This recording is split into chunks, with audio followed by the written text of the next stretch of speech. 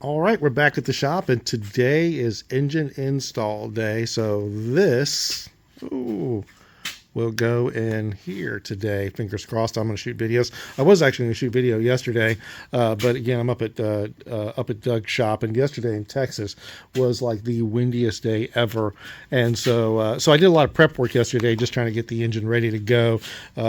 For example, even though it's not quite done yet, I installed the throwout bearing. I just cleaned up the engine compartment, things like, well, cleaned it up a little bit more, wiped stuff down, moved wires out of the way, did some final stuff on the engine to get it prepped. So, and so I thought before we even get started, just do a quick intro to the engine.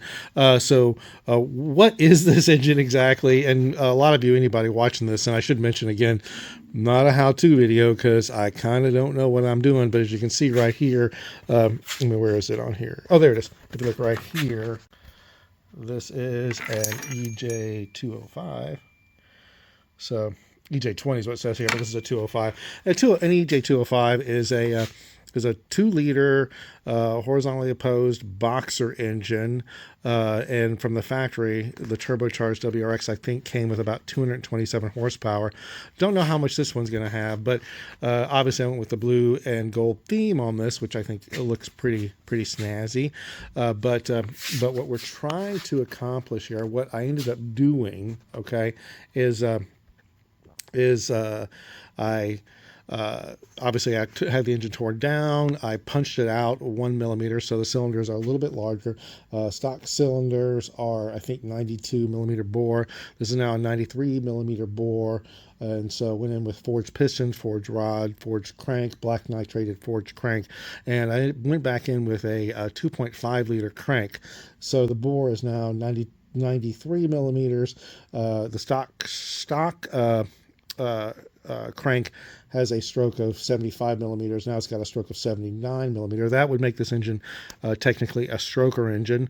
So rather than having the, 2.0 liter, I think a 1,994 centimeters displacement, it has cubic centimeters displacement. Now it has 2.15 liters. Okay, 2.15 liters or 2.14 and some change liters are 131 cubic inches. So that's the engine now. That's what the guts of the engine are. So I did have to go back and new heads because the heads had some cracks in them.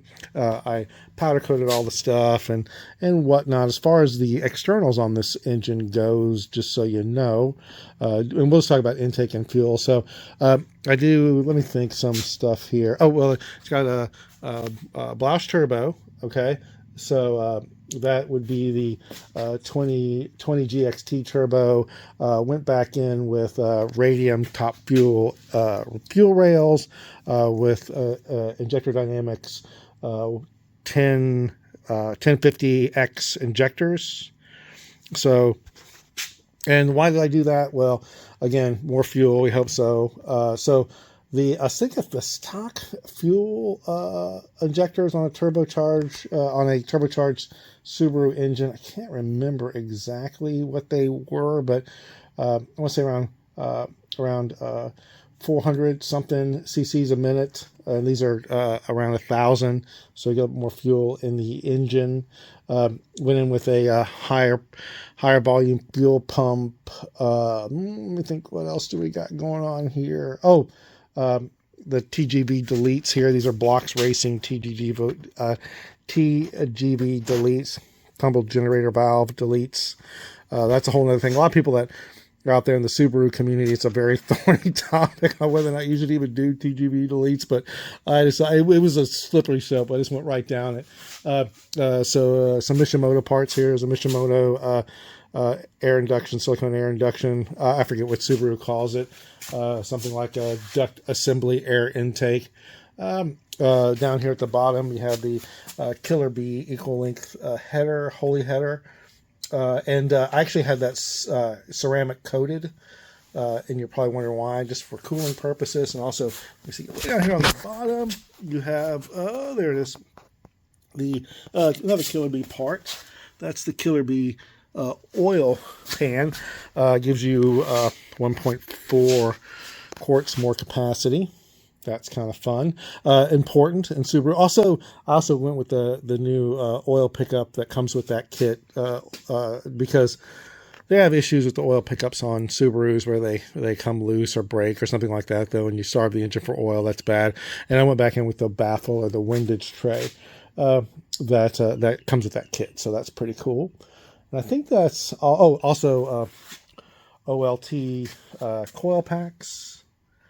So I know they're red, and it's funny. I actually saw some individual online talking about those and how they are a waste of money. But lots of wasting money with it. That's okay. Anything else? Oh, and I did go back in with an I-wire engine harness.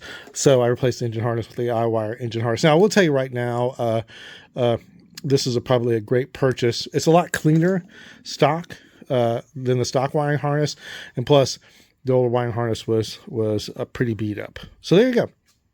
So again, this will probably end up in here sometime today. I'm going to record the whole thing, and some real quick thoughts on the whole. That I think even worth mentioning. If you kind of go back over here to my car, you look inside of it. Embarrassingly, it is just filled with stuff, right? And you're probably wondering, like, I got the stuff up on the roof here, got all the stuff from Mishimoto, and this right here is actually a skid tray, skid plate for the car. And you go back over here into the back of the car, even more stuff, air oil separators. The propane tank is because I had to break bolts loose, and it's just a torch, things like that. Lots of stuff in here. And you're probably wondering, is all this necessary, or does Tony have like an unlimited source of funds, which I don't. But it's probably when you get back into this car, when you look back at what I've done retrospectively, there's probably going to be like, I don't even know, like maybe $5,000 worth of just wasted money. And the reason why is, when you're purchasing things online, two things happen. Two things that are interesting is, one, a lot of times you're buying from someplace that isn't Amazon. And so you're like, oh, shipping. So you want to put in the largest order possible, because that way, you get money for shipping, it kind of mitigates that a little bit. And so you end up buying, like, for example, like the Mishimoto stuff up here, and this is kind of a double tap, is I think the shipping on a certain amount over a certain amount was free, but plus, if you give them your email, they give you like 5% off. And I was like, well, they're going to regret that. So I ended up buying the fans, the radiator, and the intercooler. And so you end up with all that, and it's not, I'm not even close to putting that in the car yet. So, you do kind of save on shipping. And another great website is Subaru Parts Deal. There's probably a Toyota Parts Deal and a Mitsubishi Parts Deal. I don't know. But they are definitely on Amazon. If anyone that works there is listening, you got a great website, and you do a great service because they sell OEM parts. But and they have almost everything. Once you kind of figure out how to navigate it, sometimes you can't find what you need there. But you can pay like as an example. Last night I was looking. This is the clutch fork boot cover, and it looks like hell. And I kind of want to replace it. And you can find it on eBay for like about $40, but on Subaru Parts Deal, it's like $28, but you have to pay like $18 for shipping. So there's other things I'll probably order. And once again, shipping will go up a little bit incrementally, but it won't go up drastically. So I can put in an order for like, I don't know, a couple $100, and shipping's only $20. So you end up buying a lot of shit that way. The other things that happens, and this is more important, I'll get to my point here, is that you will find, especially when you're dealing with a car around this age, is stuff disappears. Okay. I will use an example. The other video I was talking, this is actually an NVIDIA downpipe. If you look right on top, it actually says NVIDIA on it.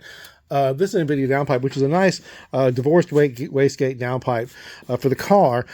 Initially, and I can't remember what I paid for it, but initially I wanted a Cobb downpipe, which is fine. That's one's going to be great. It'll be awesome. But I was looking at the Cobb downpipe, and I just had it bookmarked, and I was ready to buy it. And then just like one day, boom, it was gone. Like I scraped the very bottom of the internet barrel when it came to Subaru parts, trying to find a Cobb downpipe, and Craigslist and eBay and all that kind of stuff, and other websites, lots of different rally racing websites, and that downpipe was gone. Okay. Gone. And so I ended up having to purchase this one. Now, for fear of not of losing this one, I got it. The other thing is these the deletes here on the car, right? The deletes. Cobb made some deletes. They're gone. You can't find them anywhere. Finding deletes is very difficult. You can make them, but they're not easy to make. And now these are Box Racing deletes, and they're gone. You can't. I went on there the other day to see how much I paid for them, and just for out of curiosity's sake, and they don't have them anymore. So kind of crazy, right? Kind of crazy. So anyway. So that's where we are today. I am going to try to videotape this. I'm going to set up a couple cameras, and so again, as we sit here today, oh, I did mention, yeah. By the way, I'm not a huge fan of Mishimoto. This doesn't fit real good, but we're going to see how it goes. I'm trying to see if I left anything else off. I am also probably going to fiddle with these injectors at a later time. They come with little adapters here. These little adapters. I don't know. Again, not a big fan, but you can actually just put the regular clips on there. Oh, I also mentioned I got let me think. Who makes this? This is a PTP turbo blanket. They're out of Austin. So just some nice shielding, and I did some crazy stuff to hold it down now. So we'll see how that goes. I put lots of heat insulation on it, so we'll see if that even matters. All right, and that is all I have. And I hope everybody enjoys, and we'll probably be posting this soon.